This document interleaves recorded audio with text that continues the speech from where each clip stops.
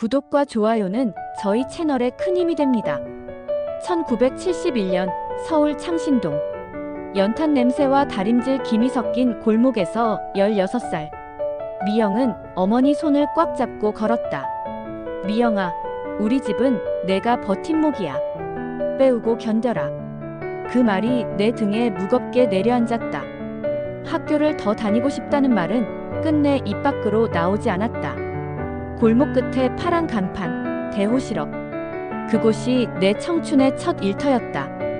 공장 문을 여는 순간 귀를 찢는 재봉틀 소리가 쏟아졌다. 수백 개의 바늘이 천을 뚫고 가위 소리가 리듬을 맞췄다. 나는 시다였다. 실밥 자르고 물 떠오고 쓰레기 버리고 바닥을 닦았다. 처음엔 그게 서러웠지만 곧 알게 됐다. 그 사소한 일들이 없으면 한 벌의 옷도 완성되지 않는다는 것을. 손끝에 남은 실냄새가 이상하게 자랑스러웠다. 첫 월급날 봉투를 손에 쥐고도 열어보지 못했다. 봉투 절반은 어머니에게 붙였다. 우리 미영이 덕에 동생들이 학교 다닌다. 편지에 잉크가 번져 있었다. 기숙사 창문 너머로 재봉틀 소리가 들렸다. 그 소리가 내 자장가였다. 오늘은 실만 자르지만 언젠가 바늘을 잡게 되겠지. 나는 그렇게 나 자신에게 약속했다. 퇴근 후 버려진 천을 주워 손전등 불빛에 바느질을 했다. 손끝이 찔려 피가 맺혀도 멈추지 않았다. 누군가 뒤에서 속삭였다. 야, 그거 들키면 혼난다. 나는 고개를 들지 않았다. 괜찮아. 실은 언제든 다시 꿰 수 있어. 그 말은 내 인생의 주문이 되었다. 지금 생각해보면 그때 나는 세상에서 제일 단단한 16이었다. 그 무렵 새로 들어온 20살 청년이 있었다. 박철규. 덩치가 크고 말이 적었지만 누구보다 성실했다. 점심시간 복도에서 내가 단추를 꿰매고 있을 때 그가 다가왔다. 손 다치셨어요? 바늘해요. 금방 나아요. 짧은 대화였지만 그날 이후 나는 자꾸 그의 시선을 느꼈다. 공장의 소음 속에서도 묘하게 조용한 공기가 돌았다. 여름엔 찜통, 겨울엔 냉동고 같던 공장. 손끝이 얼어붙어도 바늘은 멈추지 않았다. 어느 날 감독이 말했다. 미영이 건품실로 옮겨. 그 한마디가 내 어깨를 펴주었다. 작업대 위 빛이 유난히 따뜻했다. 나는 더 이상 쉬다가 아니었다. 조금씩 내 이름이 불리기 시작했다. 그날 이후 철규와 나는 퇴근길에 자주 마주쳤다. 그는 가위를 들고 원단을 자르는 법을 배우고 있었고 나는 바늘로 천을 꿰고 있었다. 가위와 바늘, 서로 다른 일을 했지만 그 리듬이 묘하게 닮아 있었다. 어느 날 그가 조심스레 물었다. 영화 보실래요? 공장 밖에서요. 나는 고개를 끄덕였다. 그날 처음 공장 소리 없는 세상을 걸었다. 을지로의 극장. 흑백 영화가 끝나고 비가 내렸다. 철규가 우산을 내 머리 위로 들었다. 감기 걸리면 안 돼요. 그 말이 이상하게 따뜻했다. 비냄새, 가로등 불빛, 젖은 아스팔트 위에 우리의 그림자가 나란히 섰다. 그날 밤 나는 기숙사 침대에 누워 속삭였다. 나도 누군가에게 소중한 사람이 될 수 있을까? 20살이 된 나는 반장이 되었다. 작은 봉제 라인을 맡으며 더 많은 손을 챙겼다. 철규는 재단부에서 실력을 인정받고 있었다. 그날 청계천 다리 위에서 그는 말했다. 언젠가 우리 공장 하나 차립시다. 나는 웃었다. 그럼 바늘과 가위로 우리 인생도 만들어봐요. 그날 밤 천 위에 손을 얹었다. 눈물이 한 방울 떨어졌지만 슬픔이 아니었다. 누군가와 함께 걸어갈 용기였다. 그 바늘이 훗날 우리 가족의 운명까지 꿰매게 될 줄은 그땐 몰랐다. 19살의 봄이었다. 서울 하늘은 뿌옇고 공장 굴뚝에선 실타래처럼 연기가 피어올랐다. 철규가 내게 말했다. 미영씨, 오늘은 영화 말고 밥 먹어요. 우린 창신동 언덕 아래 작은 분식집에 앉아 어묵 국물에 고추장을 풀었다. 수저 하나도 낯설고 설레던 시절이었다. 그는 말했다. 나는 평생 내 옷을 만들고 싶어요. 나무 말고 내 손으로요. 그 말이 가슴에 오래 남았다. 이 사람은 내 미래와 닮았다. 그날 이후로 퇴근길의 하늘은 조금 더 밝게 보였다.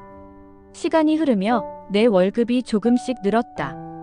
반장이 되어도 나는 여전히 손에 실냄새를 묻히고 살았다. 월급날 엄마에게 붙이는 돈을 반으로 줄였다. 이제는 내가 쓸 것도 좀 써야지. 엄마의 편지가 그렇게 적혀 있었다. 그날 밤 철규와 나는 지하 단칸방을 보러 다녔다. 습기 찬 벽, 낡은 창문, 삐걱거리는 문. 그런데 이상하게 따뜻했다. 여기가 우리 집이 될지도 모르겠네. 그의 웃음소리에 내 가난이 조금은 견딜만해졌다. 결혼식은 소박했다. 빨간 리본이 달린 케이크 하나, 동료 몇 명, 그리고 사진 한 장. 하얀 드레스 대신 연분홍 블라우스를 입었다. 잘 살아보자. 그의 말이 마치 계약서 같았다. 하지만 그건 약속이었다. 가난을 탓하지 않겠다는 서로의 서명 같은 것. 그날 밤 철규가 내 손을 꼭 잡았다. 이 손이 있으면 뭐든 해낼 수 있을 것 같아요. 그 말이 내 인생의 첫 번째 위로였다. 신혼의 달콤함은 오래가지 않았다. 아기가 태어나고 밤마다 울음소리가 공장을 덮었다. 낮엔 바느질, 밤엔 젖병, 나는 잠보다 책임에 익숙해졌다. 철규는 말없이 신문을 펼쳤다. 수출 경기 침체, 노동자 해고. 그는 한숨을 쉬었다. 이대로는 안 되겠어. 내 손으로 내 옷을 만들어야지. 그의 말엔 불안과 결심이 섞여 있었다. 나는 아무 말도 하지 않았다. 그저 그의 손등을 감싸쥐었다. 그 손이 언제부턴가 내 삶의 방향이 되었다. 그 무렵 노 사장이 찾아왔다. 자네 손은 믿을만하네. 작게라도 시작해보지 그래. 그는 동대문에서 옷을 도매하던 사업가였다. 철규는 망설였다. 돈이 문제죠. 돈이 세상 전부는 아니야. 근데 있어야 시작은 하지. 그 말에 철규의 눈빛이 흔들렸다. 며칠 뒤 그가 말했다. 당신, 나 믿어줄래? 나는 잠시 숨을 고르고 고개를 끄덕였다. 우린 늘 믿음으로 살았잖아요.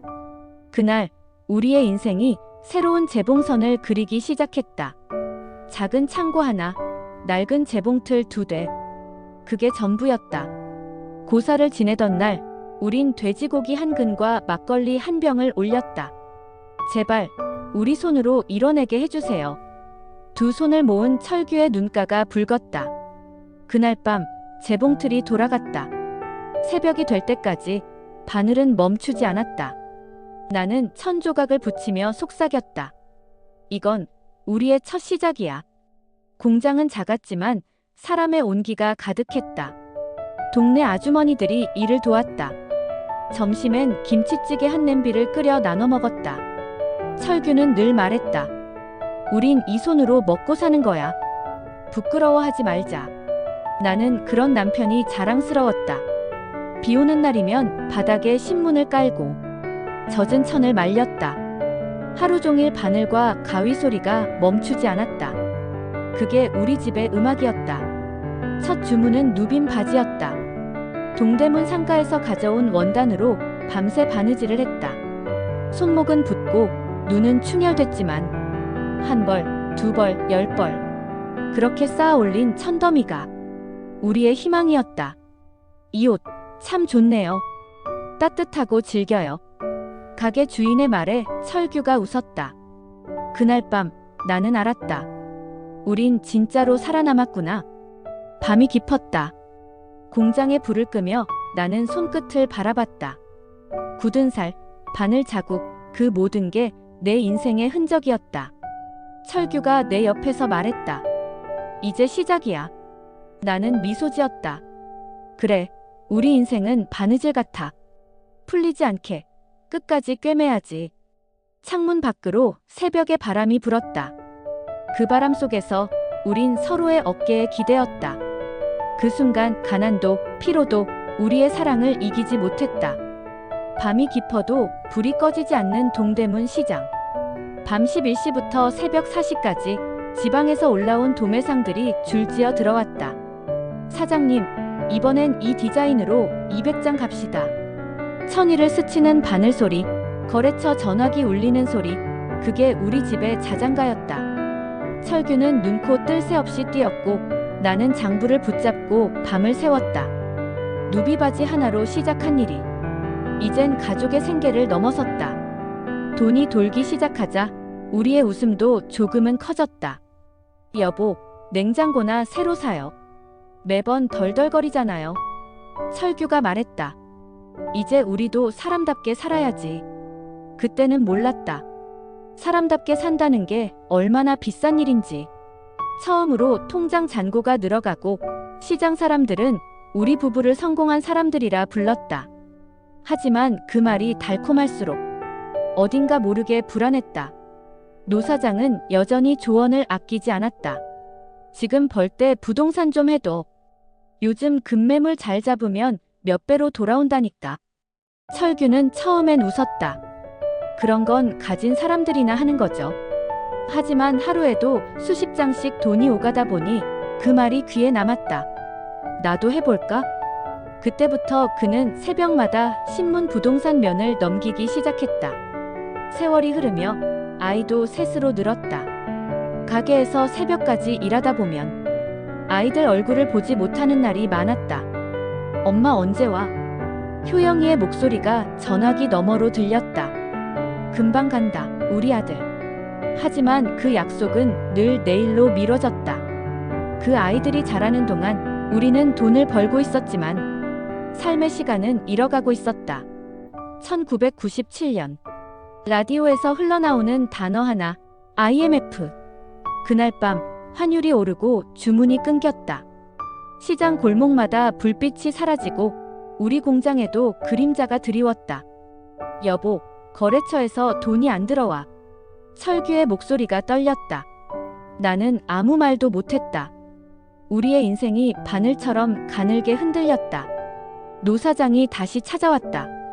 이럴 때일수록 남들은 겁먹지만 용기 있는 사람은 기회를 잡는 법이야. 그의 말에 철규는 다시 장부를 들여다봤다. 아파트 경매로 싸게 나온 게 있다더라. 나는 고개를 저었다. 이럴 때는 지켜야 해요. 아니, 지키려면 움직여야지. 그 말은 옳았지만 어딘가 위험한 냄새가 났다. 그 후 며칠 우리는 법원을 다니며 경매 물건을 살폈다. 낡은 아파트 복도, 문 앞에서 울던 세입자 아이. 나는 그 모습을 잊지 못했다. 우리도 저랬잖아요. 그 말에 철규는 잠시 눈을 피했다. 그러면서도 입찰서를 썼다. 그의 손은 떨리고 있었지만 눈빛만큼은 단단했다. 그날 밤 공장 불빛이 꺼진 채로 남아있었다. 천 위에 떨어진 재봉틀 바늘 하나, 그게 우리 마음 같았다. 나는 조용히 천 조각을 접으며 말했다. 여보, 우리 너무 멀리 온 것 같아요. 철규는 웃었다. 이렇게 살아야 애들도 공부시키고 사람답게 살지. 그 말은 틀리지 않았다. 하지만 그 말 뒤에 희미한 피로가 묻어 있었다. 그 겨울, 동대문 시장은 다시 열렸지만 사람들의 표정엔 웃음이 사라졌다. 겨울바람이 유난히 차가웠다. 나는 장부를 덮으며 속삭였다. 우린 살아남았지만 그게 다는 아니었어. 철규는 창밖을 바라보며 말했다. 다음엔 꼭 우리 이름 걸고 옷 만들어 보자. 나는 대답하지 않았다. 대신 그의 손을 꼭 잡았다. 그 손의 온기 속에서 이미 예고된 불안이 조금씩 자라나고 있었다. 1998년 초겨울, 창문 밖으로 마른 나뭇잎이 바람에 흩날렸다. 공장은 여전히 돌아갔지만 그 안의 열기는 예전 같지 않았다. 철규는 서류를 붙잡고 있었다. 이번 낙찰로 고비는 넘길 수 있을 거야. 그 말이 유난히 불안하게 들렸다. 밤새 서류를 들여다보는 그의 얼굴엔 이젠 웃음보다 피로가 많았다. 나는 모른 척 따뜻한 차를 내밀었다. 그날따라 유난히 손이 떨렸다. 며칠 뒤 법원에서 입찰이 끝나고 돌아온 날이었다. 철규의 얼굴이 창백했다. 이 사람들 나가달라니까 버티네. 목소리가 점점 거칠어졌다. 그날 밤 그는 쓰러졌다. 여보. 구급차의 사이렌이 밤거리를 찢었다. 병원 복도에서 나는 벽에 기대 울었다. 세상이 하얗게 번지는 순간 그동안 쌓은 모든 게 모래성처럼 무너져 내렸다. 수술실 앞에서 긴 밤이 흘렀다. 의사는 말했다. 뇌출혈입니다. 한 번 더 위기가 올 수 있습니다. 나는 고개를 끄덕였지만 머릿속이 하얗게 비어버렸다. 철규의 손을 잡았다. 그는 힘겹게 속삭였다. 미영아, 애들 꼭 내 이름으로 해놔. 돈은 다 주지 마. 그 말이 마지막이 될 줄 몰랐다. 눈을 감은 그의 얼굴이 그토록 평온했던 적은 없었다. 장례식이 끝난 뒤 집안은 이상하리만큼 조용했다. 아들 효영은 말없이 회사를 다녔고 딸 둘은 학교와 집을 오갔다. 철규가 쓰던 장부는 아직 책상 위에 그대로였다. 밤마다 나는 그 장부를 쓰다듬었다. 그 안엔 숫자보다 우리의 인생이 적혀 있었다. 여보, 나 이제 어떻게 살아야 할까? 대답 없는 방 안에 형광등이 미세하게 깜빡였다. 시간이 흘러 아들이 여자를 데려왔다. 엄마, 인사해. 정희야. 단정한 옷차림의 여자였다. 웃는 얼굴 속에 낯선 차가움이 있었다. 어머니께서 중졸이시라면서요? 그래도 이렇게 성공하시다니 대단하세요. 그 말은 칭찬이 아니라 조심스러운 무시였다. 나는 그냥 웃었다. 철규가 살아있었다면 이런 말을 듣게 두지 않았을 텐데. 결혼 이야기가 오가자 아들은 말했다. 엄마, 우리도 아파트 하나 있어야 하지 않겠어요? 그 말에 가슴이 철렁 내려앉았다. 아파트? 지금 있는 집이면 되잖니. 정희가 말하길 신혼집은 따로 있어야 한대요. 그녀는 옆에서 미소를 지었다. 나는 결국 적금을 깨고 대출까지 받아 억지로 아파트를 사줬다. 그날 밤 나는 남편의 유언이 떠올랐다. 돈은 다 주지 마. 하지만 이미 늦었다. 결혼식 날 하얀 드레스 속 며느리는 환하게 웃었다. 그 모습을 보며 나는 미소 지었지만 가슴 한쪽이 쓰렸다. 축의금 봉투를 정리하던 효영이 말했다. 엄마, 아버지 돌아가신 지 벌써 3년이에요. 이제는 좀 정리하세요. 나는 아무 말도 못했다. 눈물이 흘렀다. 남편이 떠난 자리, 이제 그 자리는 아무도 채워주지 않았다. 그 후로 아들과 며느리는 점점 멀어졌다. 명절에도 생일에도 오지 않았다. 전화기 너머로 들리는 며느리의 목소리는 냉담했다. 어머님도 이제 나이 드셨잖아요. 생활비는 알아서 하셔야죠. 그 말이 그렇게 차갑게 들릴 줄 몰랐다. 밤마다 나는 혼자 식탁에 앉았다. 남편이 앉던 자리엔 이젠 사진 한 장만 남아있었다. 창밖에 눈이 내렸다. 나는 그 눈을 보며 생각했다. 그 사람은 결국 나에게 버티는 법을 가르쳐줬구나. 세상은 여전히 냉정하지만 내 손끝엔 아직 바늘이 남아있었다. 이젠 그 바늘로 내 인생을 다시 꿰매야 했다. 철규 씨, 나 아직 끝난 거 아니에요. 그 말이 공기 속으로 흩어졌다. 그리고 다시 새벽이 찾아왔다. 남편이 세상을 떠난 지 몇 해가 흘렀다. 큰딸 효주는 결혼을 앞두고 있었다. 엄마, 이번 주말에 인사하러 갈게. 나는 막내딸 효정을 불러 함께 음식을 준비했다. 형부 될 사람은 어떤 사람이래? 엄마, 착해 보여. 엄마도 좋아하실 거야. 그 말에 웃었지만 어딘가 허전했다. 그날 저녁 아들에게 전화를 걸었다. 효영아, 주말에 효주 신랑감 인사하러 오는데. 알았어요, 엄마. 근데 정희는 바빠서 못 가요. 나는 그 말을 듣고 가슴 한쪽이 조용히 식어갔다. 며칠 후 큰딸 효주가 예비 사윗감을 데리고 왔다. 반듯하고 예의 바른 청년이었다. 식탁 위에는 삼색 나물과 갈비찜, 그리고 아버지 사진 옆엔 국화 한 송이. 우리 아버님이 계셨으면 좋아하셨을 거예요. 청년의 말에 효주는 눈시울을 붉혔다. 그때 효영이 들어왔다. 하지만 며느리 정희는 오지 않았다. 정희는 집안일 있어서요. 짧은 말 한마디에 공기가 싸늘해졌다. 나는 아무 말도 하지 못한 채 그저 밥그릇을 나르며 미소만 지었다. 며칠 뒤 효주는 조심스럽게 말을 꺼냈다. 엄마, 효영 오빠한테 아파트 사준 거 나도 알아. 순간 손에 들고 있던 숟가락이 떨어졌다. 그건 아버지가 있을 때 얘기였어. 효주는 고개를 저었다. 괜찮아요. 오빠니까 그럴 수도 있죠. 그 말은 이해의 말이었지만 그 속엔 서운함이 묻어 있었다. 나는 그날 밤 오래 울었다. 남편이 살아있었다면 이렇게 불공평한 세상을 만들지 않았을 텐데. 결혼식 날 효주는 웨딩드레스를 입고 환하게 웃었다. 나는 손끝으로 그 얼굴을 쓰다듬었다. 행복해야 한다. 그 말이 입 밖으로 나올 때 가슴속이 시려왔다. 축하 속에서 나는 딸의 손에 적금 통장 하나를 쥐어줬다. 작지만 내 신혼집에 보탰어라. 그녀는 눈물로 고개를 숙였다. 그날 밤 남편이 남긴 유언이 떠올랐다. 다 주지 마라, 미영아. 하지만 나는 또 주고 있었다. 그게 어머니의 숙명이었다. 집엔 이제 막내딸 효정과 나만 남았다. 효정은 내게 말했다. 엄마, 오피스텔은 내 이름으로 주기로 했잖아요.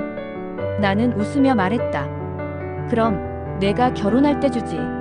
하지만 며칠 뒤 아들과 며느리가 찾아왔다. 엄마, 우리 너무 힘들어요. 오피스텔 팔아서 조금만 도와주세요. 정희의 눈빛은 단호했다. 나는 아무 말도 못하고 고개를 끄덕였다. 그날 저녁 효정이 부엌에서 통화를 엿듣고 문을 쾅 닫고 들어가 버렸다. 엄마, 그 오피스텔은 내 거라며. 왜 또 오빠한테 줘요? 막내딸의 목소리는 울음과 분노가 섞여 있었다.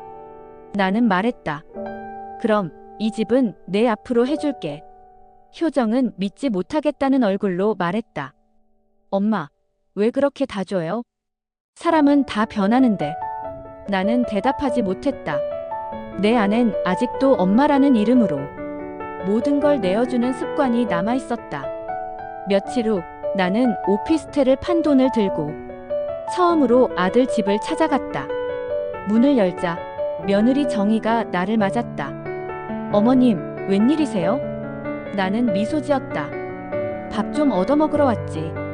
그날 처음으로 아들 집 식탁에 앉았다. 국물 맛이 낯설었다. 하지만 이상하게 그날 밥이 참 짰다. 아들의 웃음 뒤엔 묘한 거리감이 있었다. 며칠 뒤 집으로 돌아온 나는 이상한 낌새를 느꼈다. 거실 한쪽에 붙어있던 종이 한 장. 매매 완료 소유자 변경. 나는 눈을 의심했다. 이 집이 이제 내 집이 아니었다.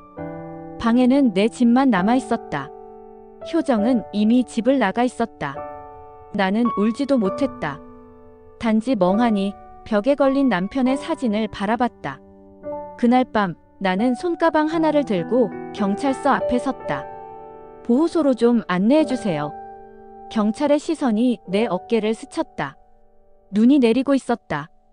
하얀 눈발 속에서 나는 오직 한 사람을 떠올렸다. 철규 씨, 당신 말이 맞았어요. 돈보다 중요한 건 나를 지키는 거였어요. 이제 나는 다시 꿰맨다. 버려진 인생의 자투리를 새로운 시작의 옷으로. 그리고 속삭였다. 그래도 나 아직 살아있잖아.